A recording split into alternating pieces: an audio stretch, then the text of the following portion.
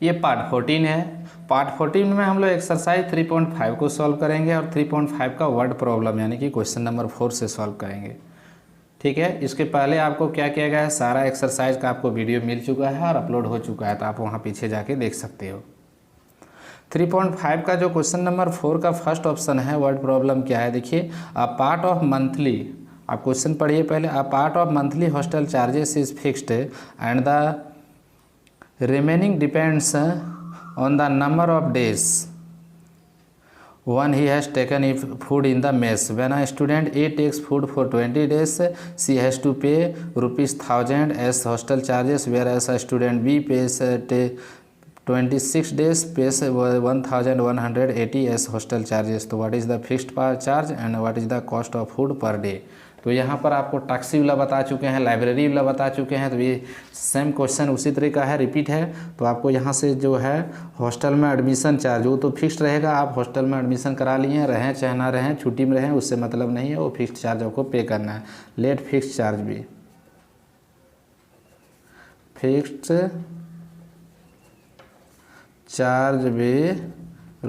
₹X, okay. But at is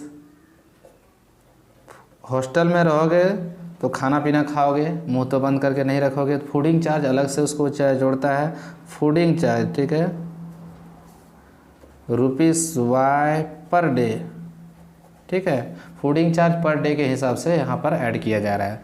तो यहाँ पे फर्स्ट सिचुएशन में ए और बी, यहाँ किसी स्पेशल नाम नहीं दिया है, ए और बी दे दिया गया है। मैथ्स में ए और बी आदमी भी होता है, ठीक है। तो देखिए ए को क्या करता है, वो फिक्स्ड चार्ज है, हॉस्टल में एडमिशन लिया, एक्स उसको पे करना है। अब वो 20 डेज तक क्या करता है, हॉस्टल में रहता है, वो फूड तो गेन करेगा। तो 20 डेज के लिए वो कितना पे करेगा, 20Y पे करेगा, क्योंकि 1 डे के लिए वो फूड के लिए क्या पे कर रहा है, हॉस्टल चार्ज Y कर रहा है, पे कर रहा है।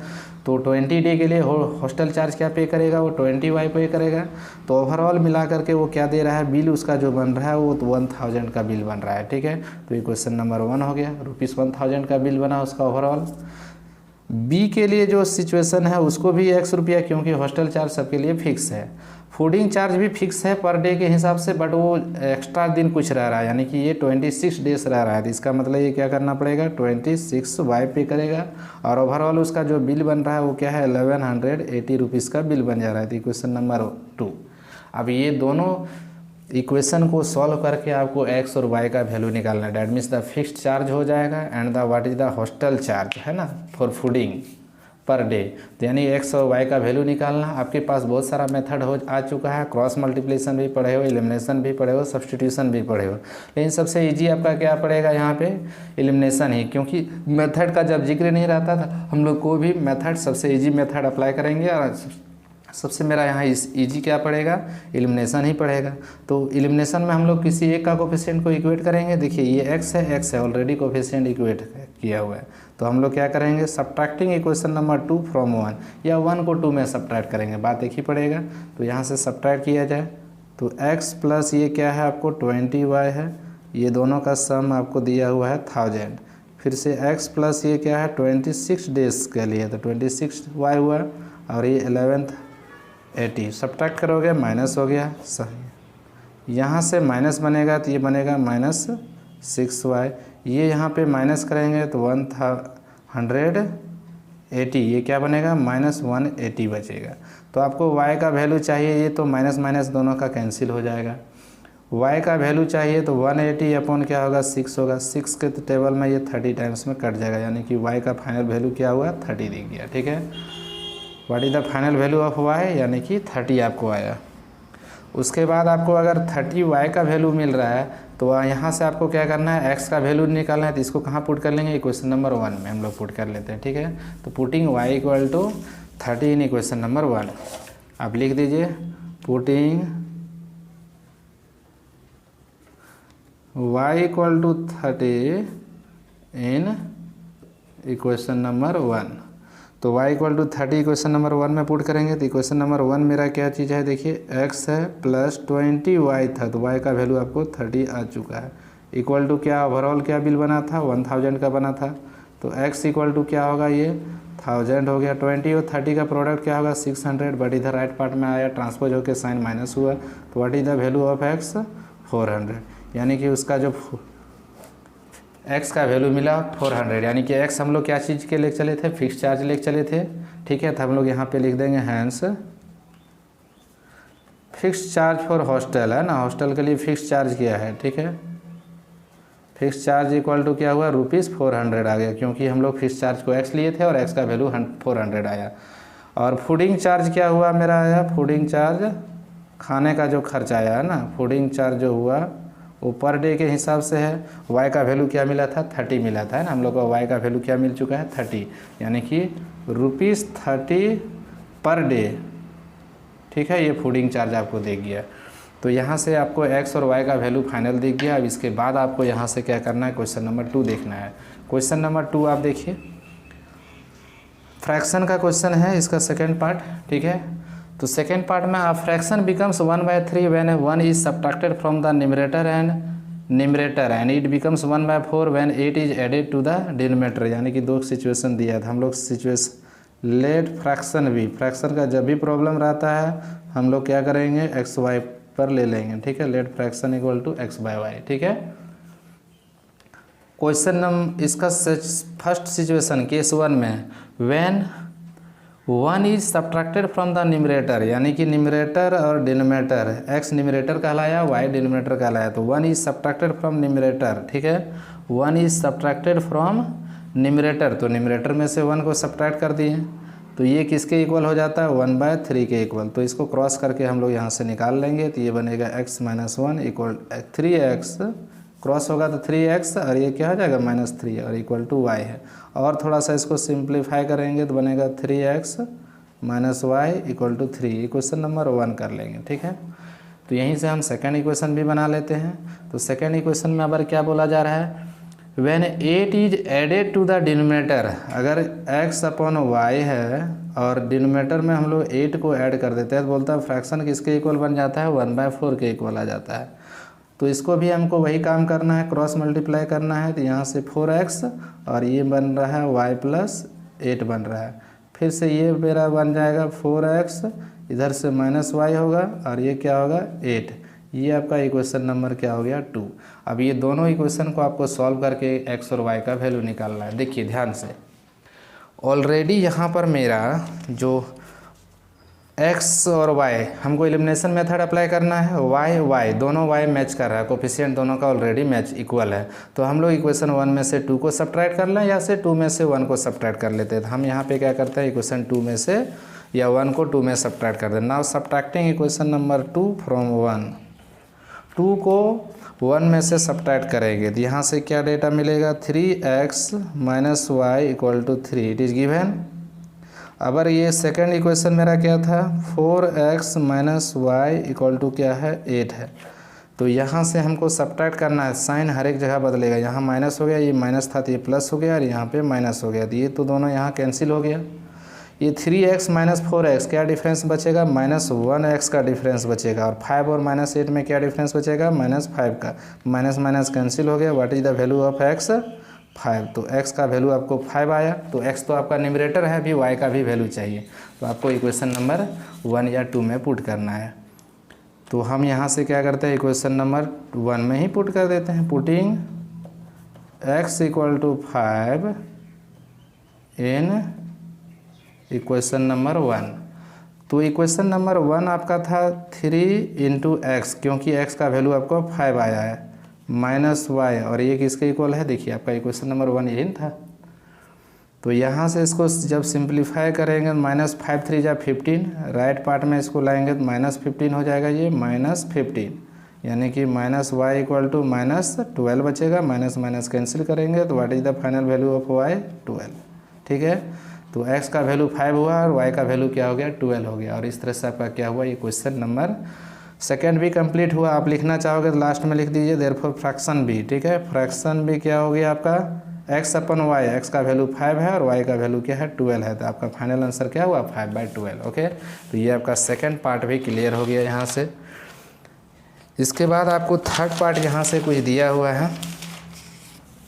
थर्ड पार्ट क्या दिया हुआ है सो देखिए, यहाँ के बाद जो इसका थर्ड पार्ट है, yes scored 40 marks in test हो जाएगा, गेटिंग 3 मार्क्स, यानी कि राइट और रॉन्ग क्वेश्चन का यहाँ पर है। तो आप क्वेश्चन पहले पढ़िए, ठीक है। तो उसको लिए सही नंबर के लिए कि कितने क्वेश्चन वो सही कर रहा है और कितने क्वेश्चन गलत कर रहा है, तो उसको पता नहीं है, ठीक है। How many questions were there in test होगा, क्वेश्चन टेस्ट में कितने टोटल क्वेश्चन थे वो आपको कैलकुलेट करना है। तो यहाँ से हम लोग क्या करते हैं, जब मालूम नहीं है तो x मान लेंगे, लेट राइट आंसर है ना, उसको हम ऐसे ले लेते हैं, लेट सही वाला आंसर जो है राइट आंसर बी x, ठीक है। एंड जब एग्जामिनेशन हुआ है, टेस्ट हुआ है तो कुछ तो रॉन्ग भी होगा, रॉन्ग आंसर भी y, ठीक है। राइट आंसर हम लोग x सपोज किए, रॉन्ग आंसर को क्या कर लिए हैं, y सपोज कर लिए, ठीक है। अब एक फर्स्ट कंडीशन में आएंगे, केस 1 हम लोग पढ़ते हैं। उसको ओवरऑल 40 मार्क्स मिलता है, लेकिन उसको क्या होता है, getting 3 marks for each right answer, है ना। हर एक राइट आंसर के लिए उसको 3 मार्क्स मिलेगा, और उस तरह से वो कितने राइट क्वेश्चन है उसका x है, इसलिए उसको कितना मार्क्स आ गया, 3x आ गया। अगर वो 1 क्वेश्चन को राइट करता है तो उसके लिए उसको 3 मार्क्स मिलेगा, बट वो उस तरह से कितना क्वेश्चन को राइट कर रहा है, सही कर रहा है, x क्वेश्चन को कर रहा है, तो उसके लिए ओवरऑल उसका मार्क्स कितना आया, 3x आया। लेकिन वो क्या कर रहेगा, कुछ क्वेश्चन गलत कर रहा है, तो गलत के लिए उसका रिड्यूस्ड हो जाएगा मार्क्स, तो 1 मार्क उसका रिड्यूस्ड हो जा रहा है। तो रिड्यूस्ड हो जाएगा तो कहने का मतलब क्या होगा, -1y होगा, 1 नंबर कट रहा है हर एक क्वेश्चन के लिए, तो 1y या y, ठीक है। और ये ओवरऑल किसके इक्वल हो गया, 40 के इक्वल। तो ये क्वेश्चन नंबर 1 आ गया, क्योंकि इसका मार्क्स 3x आता है, लेकिन कुछ मार्क्स कट गया, जिसके कारण उसको क्या हुआ, 40 मार्क्स ही आया। सेकेंड सिचुएशन में क्या दिया हुआ है, अगर उसको वही हर एक राइट को आंसर के लिए क्या होता है, 4 मार्क्स मिलता है, तो x राइट आंसर है तो उसके लिए क्या होता है, 4x मिलता है। बट उसका क्या होता है, 2 मार्क्स डिडक्ट भी हो जाता है रॉन्ग क्वेश्चन के लिए, तो यहाँ से क्या होगा, 2y सब्ट्रैक्ट हो जाएगा, क्योंकि रिडक्शन हो रहा है, ये जो ओरिजिनल नंबर है उसमें से रिड्यूस हो जाएगा, और ओवरऑल उसको कितना मिल जाता है, मात्र 50 मार्क्स मिलता है। तो ये आपको सेकेंड इक्वेशन मिल गया। अब आपको क्या करना है, यहाँ से x और y का वैल्यू क्या करना है, सॉल्व करके निकालना है। देखिए एलिमिनेशन मेथड लगाएंगे। एलिमिनेशन के लिए आपके पास या तो आप x को इक्वेट कर सकते हो या तो y को इक्वेट कर सकते हैं। देखिए हम x को यहाँ पर करना चाहेंगे इक्वेट, तो ये 3x है, ये 4x है, तो 3 और 4 का एलसीएम क्या होता है, 12, यानी कि इसको भी 12 बना देंगे, इसको भी 12 बना देंगे। तो ऐसे केस में हम इक्वेशन नंबर 1 को क्या करते हैं, 4 से मल्टीप्लाई कर देंगे, और इक्वेशन नंबर 2 को क्या करेंगे, 3 से। 4 से अगर मल्टीप्लाई करके क्या सब्ट्रैक्ट करेंगे, इक्वेशन नंबर 2 को, जब इसको 3 से मल्टीप्लाई करेंगे तब। तो इसको 4 से मल्टीप्लाई करिए, 4 3 जा 12x हो गया, 4 से मल्टीप्लाई करेंगे तो -4y हो जाएगा, ठीक है। फिर ये इक्वल टू क्या होगा, ये 160 आ जाएगा, ठीक है। फिर ये 3 से मल्टीप्लाई करेंगे तो यहाँ 12x आएगा, ये 3 से मल्टीप्लाई होगा तो -6y होगा, ये 3 से मल्टीप्लाई होगा तो 150 के इक्वल। सब्ट्रैक्ट करेंगे, साइन चेंज हुआ, कैंसिल हुआ, ये साइन चेंज हुआ, यहाँ भी साइन चेंज हुआ, तो आपको यहाँ से क्या हुआ, -4y + 6y, तो क्या बचा डिफरेंस, 2y। ये आपको यहाँ से +10 हुआ, तो y इक्वल टू क्या मिल गया, 5 आ गया। यानी कि उसका जो रॉन्ग क्वेश्चन है, वो आंसर दिया है वो ऐसा 5 क्वेश्चन है जिसके लिए वो रॉन्ग आंसर दे रहा है, ठीक है। तो आपका राइट आंसर निकालना है, तो यहाँ से क्या करेंगे, फ्रॉम 1 से हम लोग क्या करेंगे, x का वैल्यू निकालेंगे। देखिए y क्या है, रिप्रेजेंट किया, रॉन्ग आंसर का संख्या y था, तो इसका मतलब y का वैल्यू 5 आया, तो इसका मतलब वो क्या किया है, अभी 5 ऐसे आंसर है जिसका आंसर वो क्या किया है, गलत दिया हुआ है। फ्रॉम 1 से मेरा क्या है, 3x - y, और y का वैल्यू आपको कितना मिल चुका है, 5 पुट कर लिए हम लोग, ठीक है। y का वैल्यू 5 था, और ये किसके इक्वल था, 40 के इक्वल था, तो यहाँ से इक्वल टू हम क्या कर दिए, 40 लिख दिए। यहाँ से आपको x का वैल्यू चाहिए था, तो यहाँ से ये 5 इधर आके ऐड हो जाएगा, 45 हो जाएगा, -5 है इधर आएगा, +5 होगा, तो x का वैल्यू क्या होगा, 3 का टेबल में 45 15 टाइम्स में आता है, यानी कि इसका राइट आंसर जो हुआ, राइट R4 राइट आंसर ये 15 हो गया, और W4 क्या हो गया, रॉन्ग आंसर, और इसका संख्या क्या आ गया, आपको 5 आ गया, ठीक है। तो ये आपका क्वेश्चन नंबर 3 क्लियर हो गया। अच्छा क्वेश्चन था ये, ठीक है। इसके बाद आपको दिया हुआ है क्वेश्चन नंबर 4th बहुत अच्छा क्वेश्चन है, ठीक है। 4th आपको बहुत ही अच्छा क्वेश्चन दिया हुआ है। क्वेश्चन नंबर 4, 100 किलोमीटर दोनों हाईवे के दोनों 2 प्लेस है, ए और बी। देखिए आपको ऐसे इसको समझना है, ज्योमेट्रिकली भी समझना है इसको। ए और बी 2 प्लेस है, और दोनों के बीच का डिस्टेंस क्या है 100 kilometre. What is the distance 100 kilometre आपको ये बोल दिया गया है। ठीक है, एक कार यहाँ से चलना स्टार्ट करेगी, दूसरा कार यहाँ से चलना स्टार्ट करेगी। ठीक है, तो यहाँ से जो कार चलना स्टार्ट करेगी उसका किलोमीटर क्या स्पीड ले लेते हैं x किलोमीटर पर वाई, और यहाँ से जो कार चलना स्टार्ट करेगी इसका स्पीड ले लेते हैं y किलोमीटर पर वाई ले लेते हैं। ठीक है, एक का स्पीड x किलोमीटर पर वाई, दूसरा का स्पीड y किलोमीटर पर वाई। ओके, थोड़ा सा यहाँ समझना, अगर एक दूसरे के आमने सामने आएगा तो वो दोनों जल्दी मिल जाएगा। ठीक है, तो उस दौरान दोनों का वेलोसिटी क्या होगा, जुड़ जाएगा।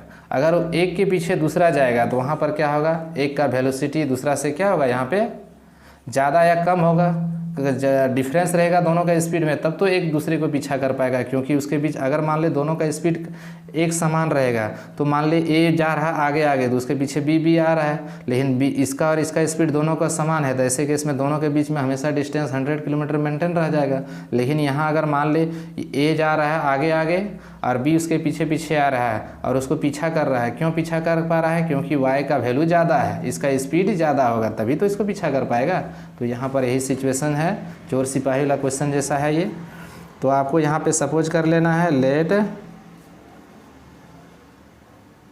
स्पीड ऑफ टू कार्स, दो अलग अलग कार था, cars be x kilometre per hour and y kilometre per hour आपको ले लेना है। ठीक है, सेम डायरेक्शन में दोनों का स्पीड क्या होगा, जुड़ जाएगा। ठीक है, आप रिलेटिव स्पीड से भी बता सकते हो उसको, रिलेटिव स्पीड। ठीक है, या रिलेटिव वेलोसिटी एक ही बात है,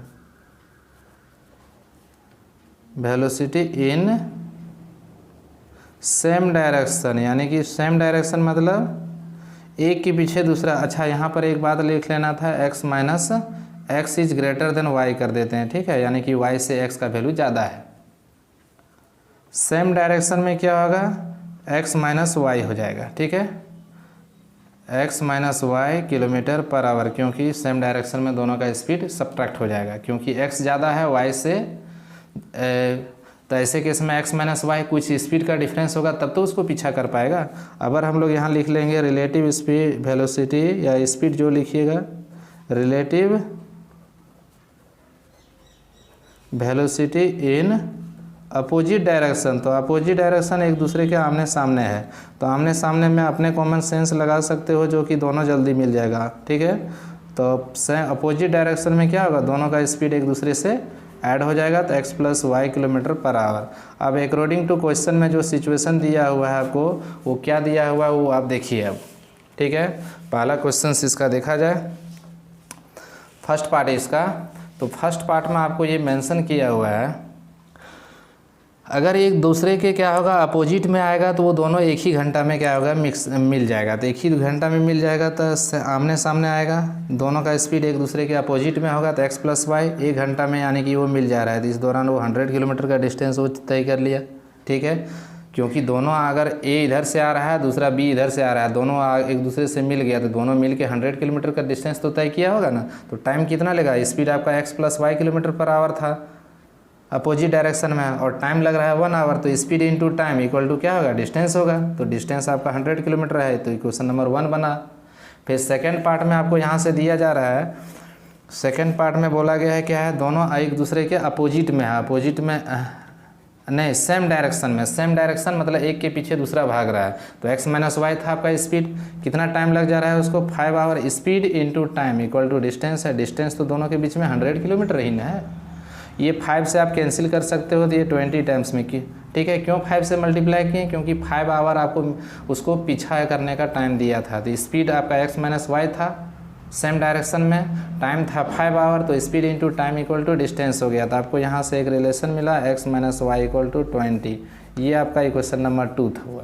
इक्वेशन नंबर 1 और 2 और ध्यान देखिए, x plus Y equal to 100 है, x minus Y equal to 20 है। आप दोनों को डायरेक्ट ऐड कर दीजिए, आपको कुछ यहाँ पर करने का ज़रूरत नहीं, ऑलरेडी कोफिशिएंट पहले से इक्वल है। पहला इक्वेशन था x plus Y equal to 100। Okay, दूसरा इक्वेशन क्या था, x minus Y equal to क्या था 20।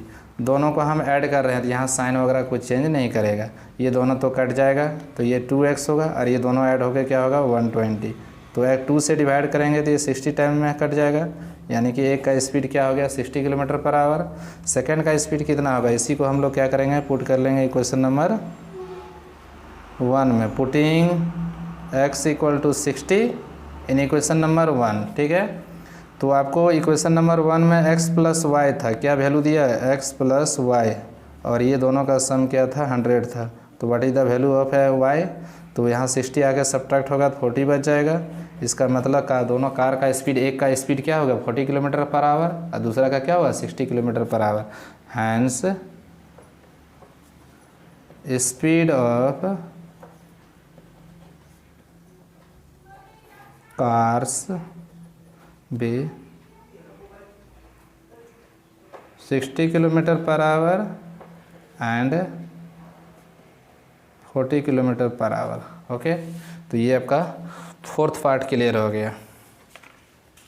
यहाँ के बाद आपको एक और क्वेश्चन सॉल्व करना है जो कि आपको यहाँ के बाद ये 6 में दिया हुआ है। तो ये आपका यहाँ से 4th पार्ट हुआ, 6 क्वेश्चन देखा जाए इसका, 5th क्वेश्चन 6 नहीं। तो देखिए इसका 5th वाला पार्ट में क्या दिया, ये भी वर्ड प्रॉब्लम है। The area of a rectangle, ये भी क्वेश्चन बहुत बार रिपीट किया हुआ है। ठीक है, रिपीटेड क्वेश्चन है, क्वेश्चन नंबर इसका 5th option. The area of a rectangle gets reduce to by 9 square units. तो रेक्टेंगल है तो उसका लेंथ और ब्रेथ का तो ज्योमेट्रिकल प्रॉब्लम है, तो आप इसका रफ फिगर भी ड्रॉ कर सकते हो। ठीक है, उसका लेंथ और ब्रेथ का, इसका लेंथ को x सपोज कर लेंगे, उसका ब्रेथ को y सपोज कर लेंगे। Let x be the length and y be the breadth. ठीक है, तो हम यहाँ पे सपोज कर लेते हैं लेट लेंथ। ठीक है, इसका जो लेंथ आएगा वो कितना होगा x यूनिट ले लेते हैं। ठीक है, और ब्रेथ जो आएगा वो क्या आएगा y यूनिट ले लेते हैं। सेंटीमीटर में मीटर में जो भी रहेगा हम यूनिट अभी ले लेते हैं यहाँ पे। अभी आप क्वेश्चन नंबर 1, तो इसका एरिया क्या बनेगा बताइए, ए फॉर एरिया। ठीक है, एरिया क्या होगा लेंथ इंटू ब्रेथ, यानी कि एक्स वाई स्क्वायर यूनिट होना चाहिए इसका एरिया। अगर कोई रेक्टेंगल है, रेक्टेंगल का लेंथ दिया हुआ है एक्स यूनिट और ब्रेथ दिया हुआ है Y unit, what is the area of a rectangle, length into breadth, that means X into Y square unit हो गया। अब यहाँ पे बट क्वेश्चन में कुछ सिचुएशन में दिया हुआ है, the area of a rectangle gets reduced. एक रेक्टेंगल है, इसका एरिया क्या होता है 9 स्क्वायर यूनिट से रिड्यूस्ड हो जाता है, यानी कि ओरिजिनल एरिया क्या है एक्स वाई है, तो एक्स वाई में 9 यूनिट्स की कमी आ जाता है। कब, जब उसका क्या किया जाता है लेंथ को क्या करेंगे हम लोग 5 यूनिट्स क्या कर देंगे रिड्यूस कर देंगे। ठीक है, its length is reduced by 5 units and breadth is increase by 3 units. Breadth को 3 यूनिट्स बढ़ाएंगे और लेंथ को 5 यूनिट्स क्या करेंगे हम लोग रिड्यूस्ड कर लेंगे। तो देखिए, तो x माइनस क्या होगा 5, क्योंकि आपका लेंथ था x तो उसमें 5 यूनिट का रिडक्शन करना है, तो x माइनस 5 हुआ। ब्रेथ क्या था y, तो y में बोला, ब्रेथ में बोला जा रहा है 3 यूनिट का इंक्रीमेंट करना है, तो y प्लस 3 होगा। तो ये नया वाला लेंथ हुआ और ये नया वाला ब्रेथ हुआ, तो दोनों का जो प्रोडक्ट आएगा वो एरिया कहलाएगा।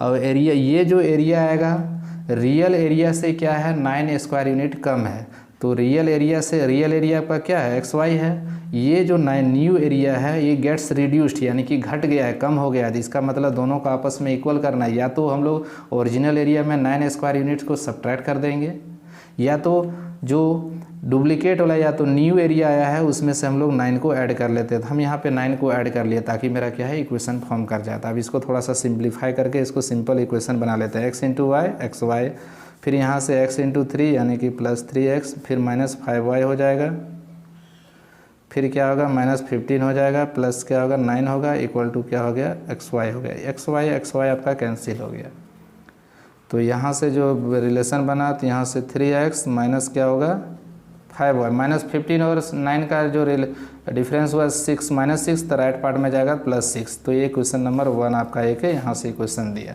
ठीक है, सेकंड इसी तरह का पार्ट है यहाँ से, और इसमें क्या दिया हुआ है रिलेशन सेकंड में बोला जा रहा है इसका सेकंड पार्ट में। ठीक है, अबर क्या होगा इसका एरिया में, if we increase the length by 3 units, यानी कि अब हम लोग लेंथ को 3 यूनिट्स से बढ़ा लेते हैं तो x प्लस 3 हो जाएगा, और साथ में उसका ब्रेथ का 2 यूनिट्स को क्या करते हैं ब्रेथ भी 2 यूनिट्स बढ़ा देते हैं, तो ब्रेथ भी क्या होगा 2 यूनिट्स बढ़ाना होगा, तो y प्लस 2 होगा। तो इसका जो एरिया ओरिजिनल से है तो वो बोला जा रहा है 67 स्क्वायर यूनिट्स इंक्रीज हो गया। देखिए, if we increase the length by 3 units and breadth by 2 units, then new area will be 67 square units greater than original area. What is the original area? xy unit square unit.